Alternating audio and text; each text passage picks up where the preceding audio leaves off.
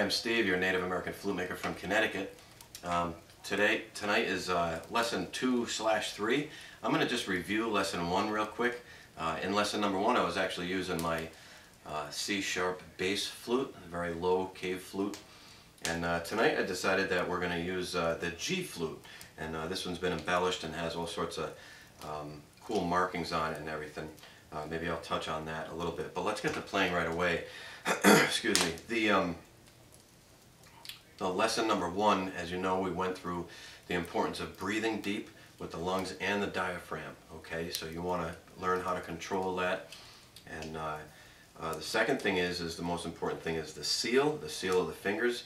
If you press slightly firmly and you have the circles of the holes on your fingers, on the pads of your fingers, not the tips, then you know that you have a really good seal, and that's imperative. You need a very good seal. You're going to get squeaks and all sorts of weird kind of sounds that you probably aren't going to want.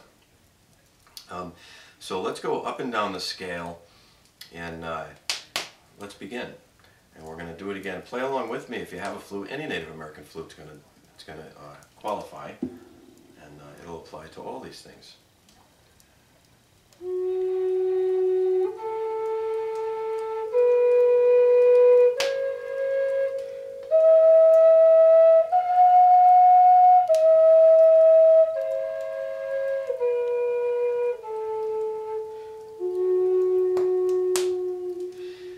Simply, it's just up and down the scale, and then there's a whole number of combinations that you can use, and maybe we'll go over a few of those in the end of this lesson or in the beginning of the next lesson, lesson number 4. And the next thing that we had gone through over lesson number 1 was the quip, and a quip is simply lifting both or one of these fingers or any one of these fingers as you're playing real quick. Release it and put it back down real quick. If you don't do it quick enough, you're going to get a squeak, but this is what happens when you play it correctly.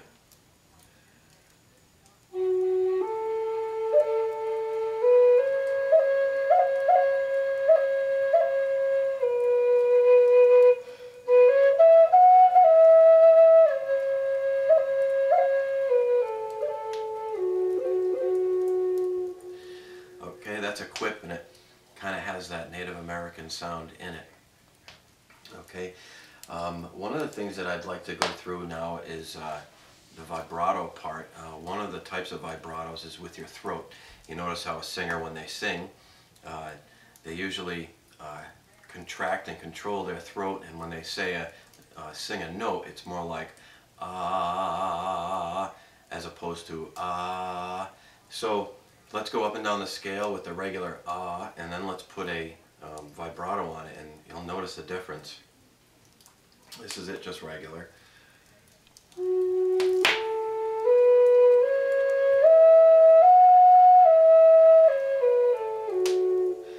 Now with some vibrato.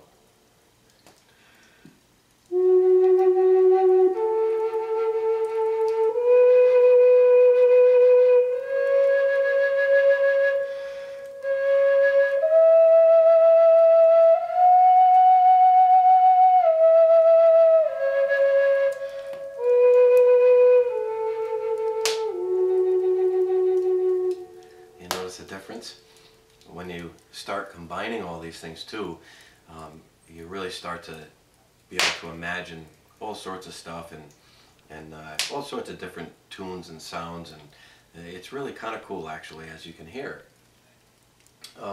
The other thing I'd like to go through is it's with the tonguing. I want to show you an effect that you can get when you vibrate your tongue at the roof of your mouth.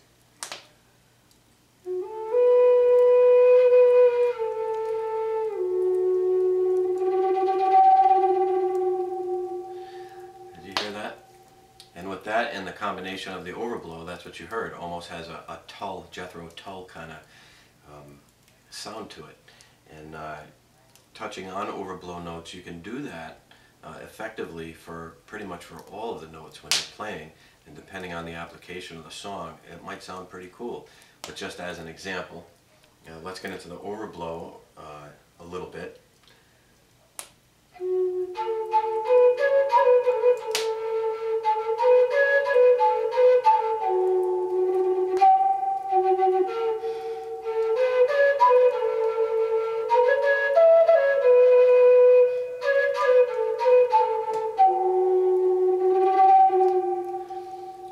see by combining all the different effects and everything that you can really, you know, just use your imagination to come up with all sorts of stuff.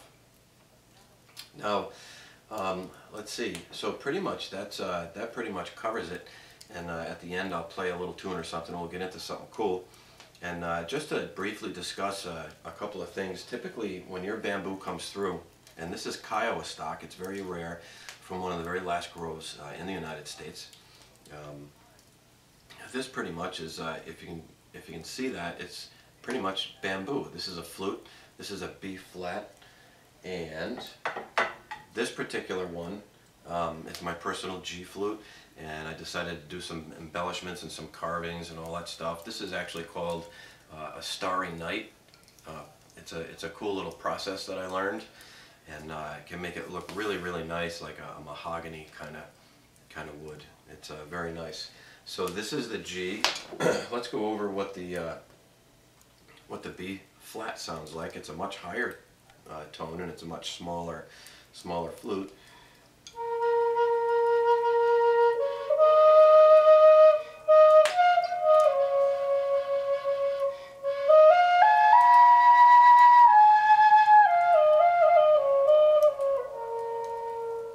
Isn't that cool? Then I have a personal flute that's my F key.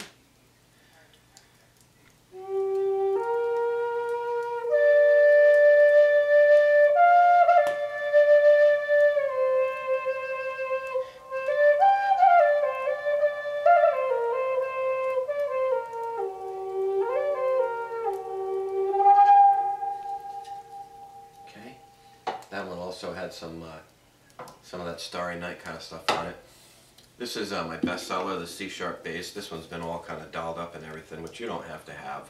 Typically, don't ever buy a flute by the way it looks. Buy it by the way it sounds. Close your eyes when you're going to buy a flute and review the sounds, okay? Whichever one speaks to you and your spirit, that's the one that you want, no matter what it looks like. Even if it looks like just a piece of branch off of the tree, that's the one you want, if it speaks to you. But just to show you what the C-sharp bass sounds like.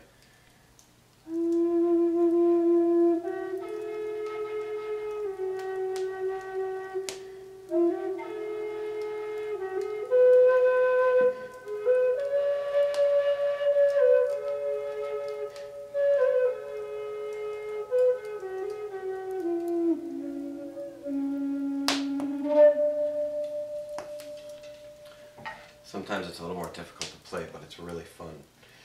And so pretty much that's the lessons for tonight. And I'd like to thank you again for joining me. And there's going to be some information at the end of this video on a tag somewhere, how you can get a hold of me. If you have any questions, I'd be more than happy to answer them for you.